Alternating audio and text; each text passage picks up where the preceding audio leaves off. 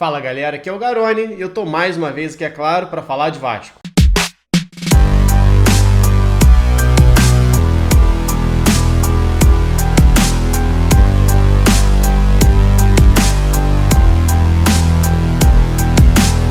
Bom, como a maioria de vocês já deve estar sabendo, eu botei lá no Twitter, no Instagram, avisei a galera lá no grupo Telegram, eu testei positivo para Covid, por isso que nos últimos dias não tiveram vídeos aqui no canal, não teve comentário lá na Vasco TV, não teve nem postagem lá no blog do Garone, não tenho feito matérias, enfim. Tirei os últimos dias para me recuperar, que a gente sabe que é um vírus traiçoeiro, já, infelizmente, já matou quase 600 mil pessoas só no Brasil, então preciso me cuidar para não deixar essa doença avançar. Então estou devagarzinho, estou voltando hoje a produzir um vídeo, até para agradecer o carinho de todo mundo que me mandou mensagem lá no Twitter, no Instagram, no grupo de membros, enfim. Galera que tem me procurado, até e-mail eu recebi do pessoal do Super Vasco, por exemplo, me desejando melhoras. Estou melhorando, ainda não estou 100%, então até por isso o vídeo de hoje vai ser um pouquinho menos editado, vai ser um pouquinho mais pausado, uma fala um pouco mais pausada, até para eu não me cansar muito, mas até o vídeo que eu estou fazendo hoje para agradecer vocês e para falar um pouquinho desse Vasco e Brasil de Pelotas que aconteceu ontem, empate 1-1, jogo terrível para o Vasco tinha obrigação da vitória, quase conseguiu a vitória, né? Teve o lance ali do VAR que anulou o gol, ao meu ver, que não estava impedido, do Daniel Amorim, mais um erro de arbitragem, mais uma vez o VAR sem funcionar dentro de São Januário. Mas não era sobre isso que eu queria falar, não. Eu queria falar, na verdade, sobre um debate que começou a surgir logo depois desse jogo. A partida terminou 1-1, Daniel Amorim teve o gol anulado e fez o gol ainda de empate de cabeça do Vasco, e o Cano perdeu um pênalti. E muita gente passou a debater: será que o Daniel Amorim tem que ser titular do Vasco? Será que o Cano tem que ir para o banco? Será que dá para os dois jogarem juntos? E é exatamente sobre isso o vídeo de hoje. Antes de eu começar aqui, então, mostrar se pode ou não pode Daniel Amorim e Cano jogarem juntos, faço convite para a galera deixar aquele likezinho no vídeo, que isso ajuda demais na divulgação dele. Se inscreve no canal quem ainda não é inscrito e torne-se um membro, quem puder apoiar e contribuir aqui com o meu trabalho. Se liga na análise. Bom, essa aqui é a formação base que o Lisca tem utilizado nos jogos do Vasco, um 4-3-3. Tem a linha de 4 aqui, 2 laterais, 2 zagueiros. O Caio Lopes tem feito a função de primeiro volante. Marquinhos Gabriel um pouquinho mais pela esquerda, o Andrei um pouquinho mais pela direita, pisando até bastante na área, fez gol, inclusive, contra a Ponte Preta. E aí você tem o Gabriel Peck de um lado, o Jabá do outro. No segundo tempo da partida contra o Brasil de Pelotas, inverteu, né, com a entrada do Morato. O Morato entrou pela esquerda e o Jabá veio fazer o lado direito. Eu acho que funciona, inclusive, melhor dessa maneira. E o Cano como centroavante. Dentro desse esquema, é difícil a gente imaginar o Daniel Amorim jogando junto com o Cano. Por quê? Você tem aqui como referência apenas um atacante. Os dois homens de lado são jogadores de mais velocidade, o que não é o caso nem do Daniel Amorim e nem do Cano. Então, para a entrada do Daniel Amorim nesse time, para a gente imaginar ele e o Cano jogando juntos, a gente vai ter que ter uma mudança na estrutura do time. E nem é tão grande assim, é muito mais na base, nessa estrutura base do time, até se defendendo do que realmente atacando. Porque aqui, quando o Vasco se defende, o Vasco normalmente se defende no 4-1-4-1.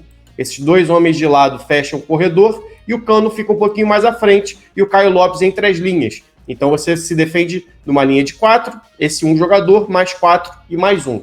Eu imagino, com a entrada do Daniel Amorim, caso isso aconteça, o Vasco, na verdade, mudando para um 4-4-2. Aí eu vou até alterar aqui, reposicionar, mais fácil. Fica mais fácil da gente entender. Isso altera algumas coisas. Inicialmente, eu vejo, se fosse para jogar os dois juntos, com o Daniel Amorim entrando na vaga do Marquinhos Gabriel. Você abre mão de um homem de meio campo, mantém esses jogadores de lado, de construção pelo lado, aí pode ser Morato, para a gente usar como exemplo como terminou contra o Brasil.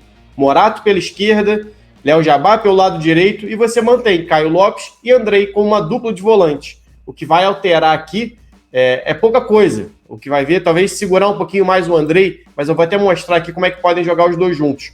Na verdade, manter a estrutura anterior, né?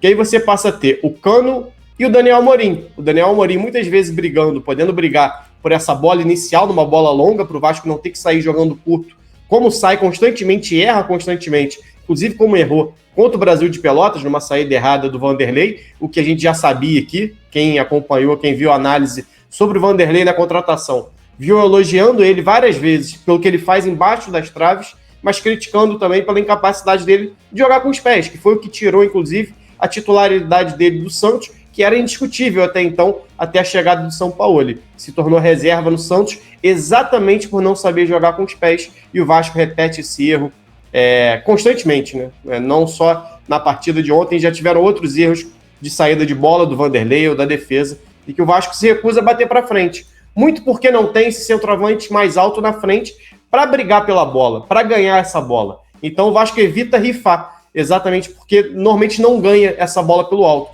Com o Daniel Amorim, pode ser uma opção, inclusive com o Cano ficando um pouco mais à frente, e o Daniel vindo aqui brigar por essa bola um pouco antes. Mas o detalhe aqui, quando o Vasco, mesmo dentro do esquema atual, no 4-3-3, quando ataca num 3-2-5 ou num 2-3-5, dependendo da movimentação do Léo Matos. O que acontece nesse momento aqui? Deixa eu só voltar para o 4-3-3 e dá para ver como é que dá para manter o time da mesma maneira. O Zeca vem por dentro, já mostrei isso aqui numa outra live. O Léo Matos segura um pouquinho na defesa. Então fica Zeca e Caio Lopes, o Andrei libera para subir, e aqui o Marquinhos Gabriel também sobe. E o Vasco fica num 3-2-5, como eu disse, em alguns momentos num 2-3-5, com o Léo Matos subindo aqui, às vezes até ultrapassando e o Andrei ficando um pouquinho. Enfim, ou seja, a fase de construção do time do Vasco, ele tem, na verdade, 5 homens mais adiantados. E aí não faz tanta diferença, pelo que tem produzido o Marquinhos Gabriel, se é o Marquinhos Gabriel ou se é um centroavante. Porque o Marquinhos Gabriel não tem sido o organizador desse meio-campo. Pelo contrário, é um dos jogadores que menos participam ativamente do jogo. Apesar dele aparecer em momentos decisivos, já apareceu fazendo gol, dando assistência, até contra o Brasil de Pelotas, foi quem construiu talvez a melhor chance de gol do Vasco no primeiro tempo, dando um passe para o Gabriel Peck, que acaba finalizando em cima do goleiro. Mas não é um jogador que tem construído o jogo. O jogo tem sido construído muito mais pelo Zeca e pelo Caio Lopes aqui por dentro, muitas vezes o Andrei aqui pelo lado direito, do que realmente com o Marquinhos pela esquerda. Então, se ele abre mão, por exemplo, do Marquinhos para a entrada do Daniel Amorim, o Vasco vai continuar tendo essa linha de 5, mais ofensiva, com a diferença que você vai ter mais presença de área. Aí o Daniel Amorim não vai ser esse cara um pouco mais pela esquerda, vai trocar talvez com o Cano. O Daniel Amorim, na fase de finalização da jogada, vai passar a ser o centroavante do time, mais adiantado, e o Cano, o jogador, como já tem feito, inclusive, o jogador que sai um pouquinho para construir fora da área. Inclusive, foi assim que construiu o lance do pênalti em cima do Léo Matos no primeiro tempo, que acabou sendo anulado. O Cano fazendo um pivô, o Léo Matos recebendo, entrando dentro da área e sendo derrubado, o árbitro marca e depois acaba cancelando. O que muda aqui? O Vasco já tem tido dificuldade para construir pelo lado esquerdo.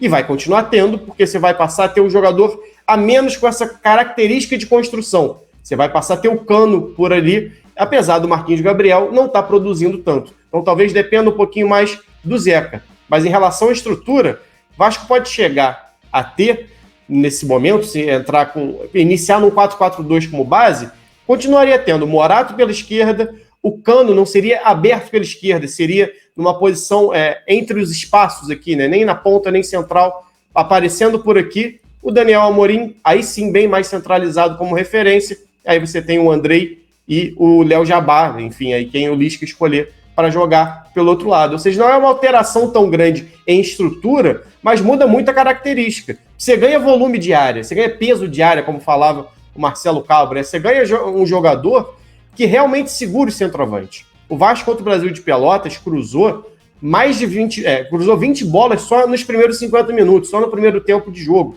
sem ter um jogador com essa característica de jogo aéreo. Eu cheguei a falar lá no Twitter e logo depois saiu o gol do Vasco, né, um pouco tempo depois, quando entra exatamente o Daniel Amorim, que é um jogador que tem essa característica.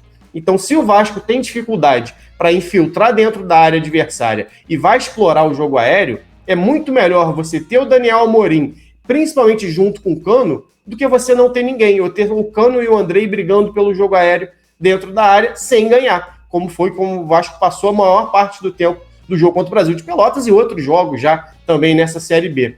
E por que os dois jogando juntos e não Daniel Amorim na vaga do Cano? A gente já viu em outras partidas, inclusive contra o Brasil de Pelotas no primeiro turno, como a presença do Daniel Amorim, desse centroavante mais de área, chama a atenção dos zagueiros. O Morato fez o gol da vitória sobre o Brasil de Pelotas de cabeça, exatamente aparecendo livre por conta dessa atração da marcação. que o Daniel Amorim é capaz, exatamente por ser muito alto. Muitas vezes tem que ter uma dobra em cima dele. Então, a partir do momento que o Daniel Amorim consegue chamar a atenção de um ou dois marcadores dentro da área, isso pode ser um facilitador, inclusive, para o Cano ganhar a segunda bola ou aparecer com mais liberdade para finalizar. Porque ele deixa de ser a referência do time ou a única referência do time. Ele passa a ter uma outra referência junto com ele. Então, a preocupação da defesa tem que ser muito maior, não só em relação ao Daniel Amorim, mas também ao Cano. E nessa dúvida de quem marca quem, de quem vai dobrar em quem, muitas vezes acaba sobrando espaço, seja para o Cano, seja para o André, para o Léo Jabá, enfim, para quem estiver entrando dentro da área junto com ele. Acho que é uma forma interessante do Vasco melhorar esse volume, esse peso de área que o Vasco tem tido, porque o time tem a posse, o time circula a bola, mas não consegue infiltrar e não consegue agredir o time adversário.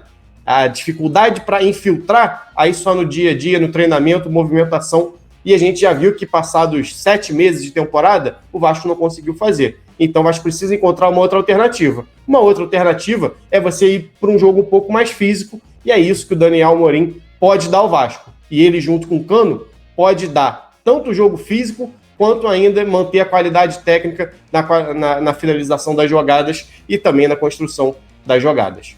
Bom, galera, é isso. Essa é a minha análise de como pode jogar. Não acho que altera tanto o esquema tático. Vai alterar sem a bola, como eu disse aqui, marcando no 4-4-2, mas basicamente é algo muito possível de ser feito. Se vai ser bem executado, se vai ser bem treinado, é uma outra história. Mas possível é sim.